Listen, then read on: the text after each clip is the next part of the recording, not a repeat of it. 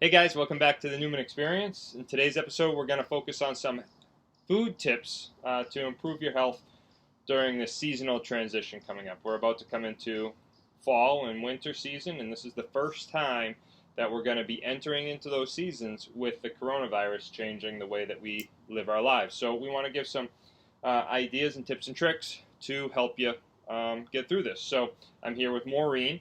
She's been focusing on posting more stuff on your Instagram page as opposed to on our website and all that, so you can catch your stuff on there. We'll talk about that in a little bit.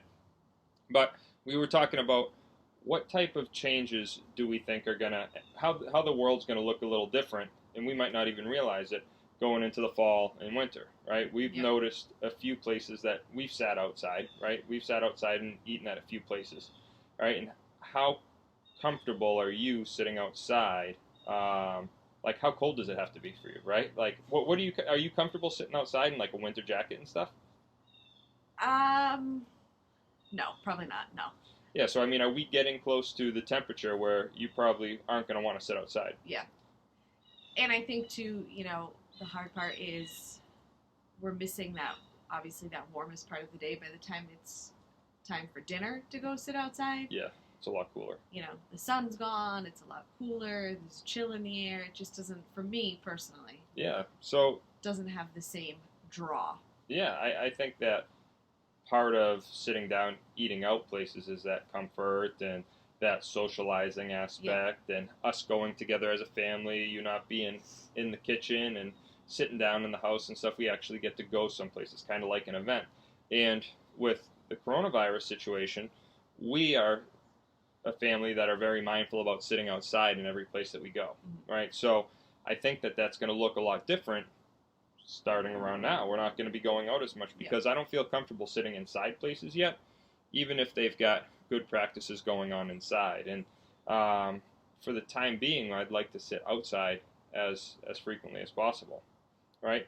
And even if you do feel comfortable sitting inside, we want to bring up the fact that we're probably going to see a lot of indoor dining looking different, right? We've got the regulars that go to restaurants or sit at bars, right? There isn't much bar seating, right? So they're going to be spread out in these restaurants, right? So even if we do start seeing people wanting to go sit inside and eat inside places, it's probably going to be long waits, and it probably may become more frustrating for those people when you go out to eat and you want to sit down and have it be a low stress environment, and you've got long waits to go, right?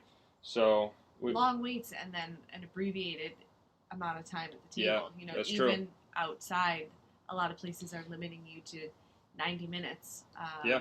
So that can, depending on your preference, but that can impact how relaxing that feels for you. Yeah, how relaxing and how fun, and I mean just the entire event, rather than it being a, hey, you know what, let's head out, let's pack in the car and we'll drive out and then we'll get in someplace warm and it will be a quick fun experience. I don't know if it's going to be. Okay, there may be some places, and you might find your spot that you feel comfortable, but I think it's going to be less common than more common. Yeah. Right. All right. So with laying that groundwork and that foundation of why I think that really eating, and especially outside eating, may become more problematic with these change of seasons. So now that we really laid that foundation of why it might look different eating out, let's give you a couple ideas as to things to look out for on your own end, and then ways to handle this situation, right? Establish better habits around this. So we talked about already the reasons why we eat out. Why do we eat out? We eat out because it's a social experience. It's quick. It's easy. It's a different location. All that type of stuff.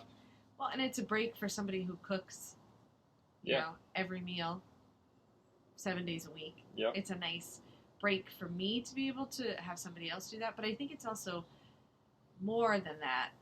It's different for the kids. Yep. And that is especially during quarantine, any little bit of novelty that we could add into their lives was really impactful. Yeah, it was big for them. They really view it as an event, as something new. I mean, similar to like going out to the movies, I would say. They really look forward to it.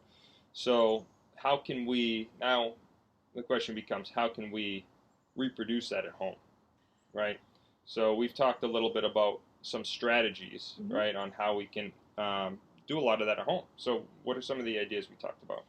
So I think the first thing that is really important is to be able to identify what it is about eating out that sort of draws you to that environment. Like we just said, for us, it's the novelty for the kids, it's the break from cooking. For a lot of people, it's the social aspect. But trying to identify what it is that draws you to eat out and then see what you can do to mimic that in your own home. So for us in the spring, like I said, it was more of that experience for the kids. There were nights where we sort of turned the kitchen over to the boys. Yeah. And they created their own restaurant, Wolfie's delicious bar and grill, I think. Bar and grill, yeah. Wolfie's Delicious Bar and Grill. It was awesome. And we, even just little things. We hung up lights. They made signs. You and I sat at the table or at the counter, sort of like we were at the bar, and they just... Oh, yeah, we had to go outside and come in. Yeah. Yeah, so yeah. Okay, that's a really good idea. They just whipped up a meal out of, they had a menu, but for them it was fun and they got to be in control. And, it wasn't the same as going out, but it was different than every other night, for the previous week. And one of the key things, too, is that in this episode, we're kind of talking about ways in which you can go about eating, but you don't have to be eating healthy every single meal during this time, right? Like, you can order out if you want, right? And try to choose a healthier option, obviously, when you order out, but you can do what we're talking about with the ordering out, right? Like, it can come, you can put it out for the kids, and the kids can act this all out with the food that we've ordered. And those are big, right? Another one is how you're a great person about having them do little picnics in the house. Yep. Right? So it could be a picnic in a bedroom. Each of the kids could have their own night that they kind of have their own little picnic or dinner party in their bedroom, right? You could have a regular routine, but those different locations, we had that last night. Yep. In the spring, they made forts at one point out of cardboard boxes, and they ate their forts. Yep. Just anything to change it up. And I think also, for me, being the one responsible for a lot of the cooking, on the flip side, it's nice to have them help out and make it a shared experience as well. Yep. Put on some music, pick a recipe together, just kind of relax and enjoy cooking together. Yep. And one of the best ways that you can start this process is, I think that the first step is the menu, right? Like, you can see on your Instagram page, you put together a weekly menu, right? Based off of what you shop. Tell us the approach that you take with that, your mentality every single week when you go into making this menu. I have recipes saved. I sort of know what are family favorites, and I go through and I try to balance. Really what I try to do for the week is balance veggies, like definitely 3 or 4 meals that are really vegetarian based. Mm-hmm. Maybe one night seafood, and maybe one night a meat-based meal, and then usually on the weekends we try to keep it a little bit easier, flatbreads that we make at home or whatever. And then I just write them down and I make my list. And a lot of your dinners are used for lunches or even breakfasts later on in the week, right? So that's big. So the menu that you put together is all dinners, right? So that gets you into a good habit, right, of writing down the menu. And there was one time you put down Sylvan Street Takeout. Yeah, right? Because I knew. Yeah, you can put down multiple places of takeout, right? Like if you got some favorites that you get takeout from, write that on the menu. So you've got the 7 days. You write down your seven dinners on there, and then you can start applying the where are we going to eat, right? And figuring all of that out. Are the kids going to be able to help you with this and this? And when do you start thinking about this? Saturday, Sunday, Friday, or are you always thinking about it? I do feel like I spend an exorbitant amount of time thinking about food, but I really, by Saturday, as the refrigerator's kind of getting emptied out, I start to think about, all right, what am I going to fill it up with? Okay. And I usually do. I ask you every week. Yep. Though you give me nothing. I'll eat anything. No. The boys usually will have an idea, so that helps as well. So give us an idea. Give our listeners an idea of the meals that the boys tend to really like? The meals, they like a good chicken tender. Yep. Grain-free chicken tenders. Yep. Tacos are always a good hit. Yep. We're having those this week. Nice. I like tacos. They're pretty good with like chilies, sandwiches. Yep. You know, it's not, and that's the whole idea behind Maureen's meals.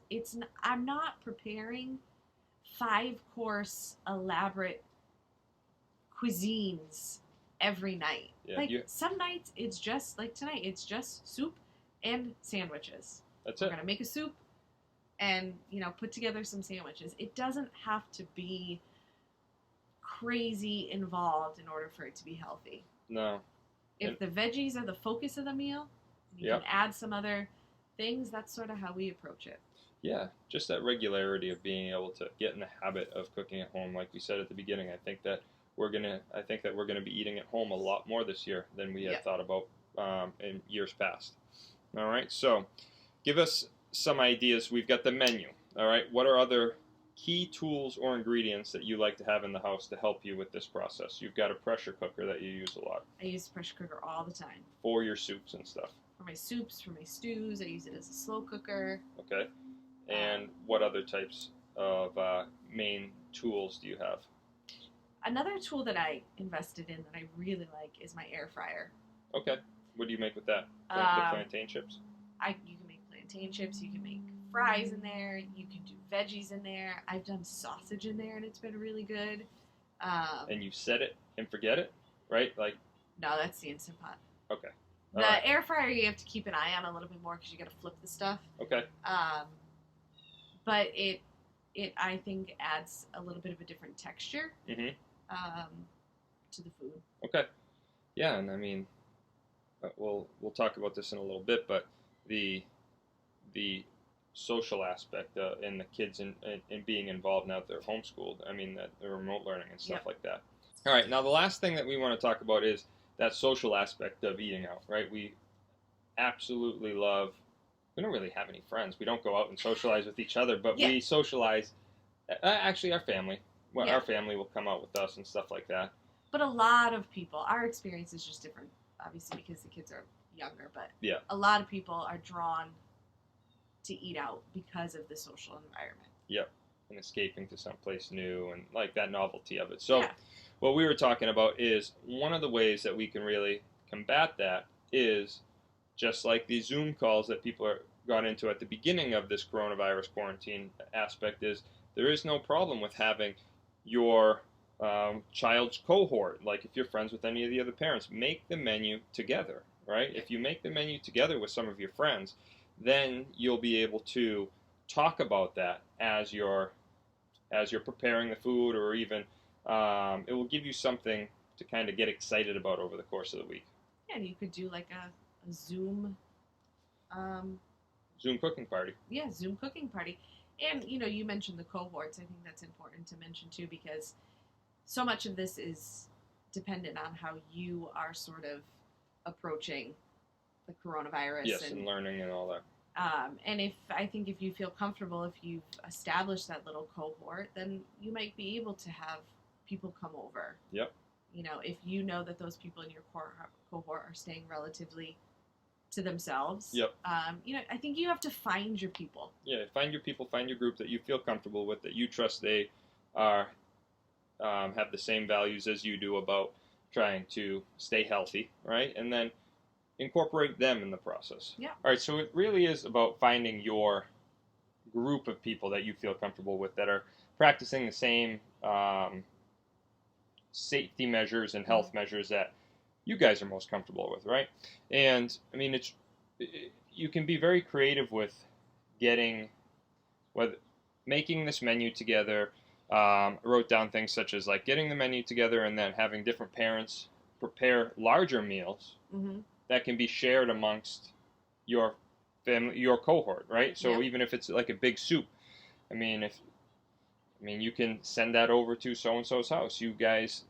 We talked about you guys being able to make the menu and you guys all preparing the food together over Zoom, or if you guys feel comfortable making the meals together at a house. But you can certainly be creative enough to hey, you know what, I'll go over so-and-so's house and we'll make these 3 meals together that can be eaten later in the day. And Yeah. just start being more creative and critically think about those types of things. We have a very hard time at thinking about food, right, and how to prepare the food and stuff like that, because it's just been done for us, right? Like it's so easy for us to just sit back, and if it gets a little too late, we just order something and it's prepared for us and it's there.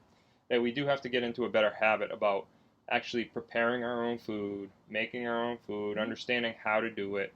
And those are things that I think, are going to be very, very valuable for us during these 2 upcoming seasons, right? The fall and winter, because already in the last week, you can see people sniffling and stuff of just whether it be allergies or a little cold, and everyone's looking at them. And then, I mean, if you're feeling sick, right, it's very possible that you are carrying the coronavirus, right? And we don't know that. And I think that it's just going to be a different world when we start hitting this stage here, when people are more sniffly, right? I mean, during the summer, we're less sniffly, right? Less people have runny noses and stuff like that. But naturally, around this time of year, everyone becomes more sniffly. So I wouldn't be surprised if more and more people feel a little less comfortable going out, being around all these sniffly people. Yeah. Right? Because you don't know.